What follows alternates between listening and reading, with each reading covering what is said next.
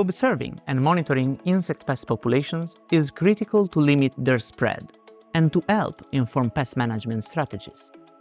Traditional methods have been used to identify insects, such as looking under a microscope in order to tell if it is a dangerous pest or a harmless native. However, this can be challenging when dealing with large volumes of insects. Our experts often spend hours attempting to identify even the smallest insect, making this time-consuming and expensive.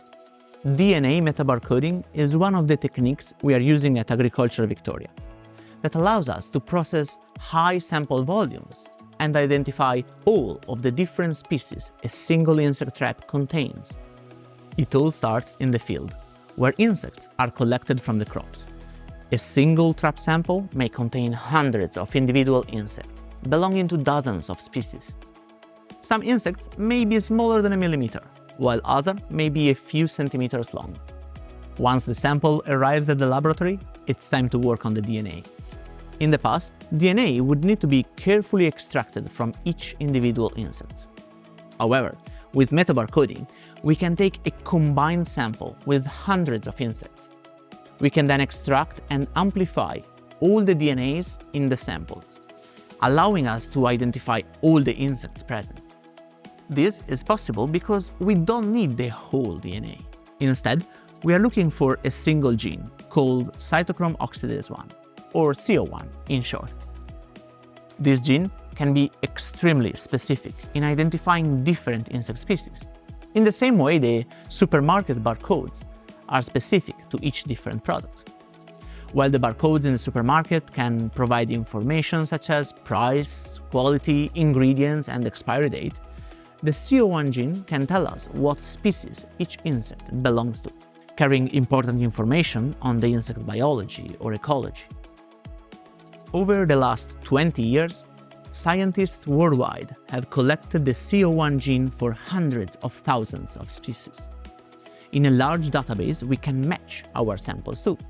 For example, the CO1 of an insect collected in Australia could match that of an insect collected in Canada, suggesting the two insects are the same species. Knowing the species gives us helpful information, such as the type of plants the insect may feed on. This kind of information helps us to understand the pest status of an insect. If the species is invasive to an economically important crop, then the insect should be managed and treated as a pest.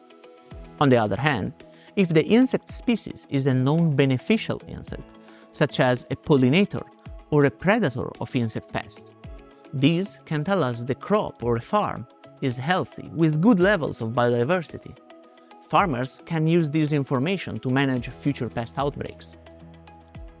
Perhaps most importantly, this process doesn't require us to know what's present in the field and to test each sample for a very specific pest. Instead, any insect present can be identified, even if it wasn't expected to be recorded in that farm, state, or even the country. A significant advantage of DNA metabarcoding is that it is scalable. We can process hundreds and hundreds of samples every week, with greatly reduced labor inputs and providing timely results to Victorian growers and industry stakeholders. The timely provision of this kind of information is of paramount importance for surveillance and biosecurity, protecting Australian agriculture and the environment. Authorised by the Victorian Government, 1 Treasury Place, Melbourne. Spoken by Francesco Martoni.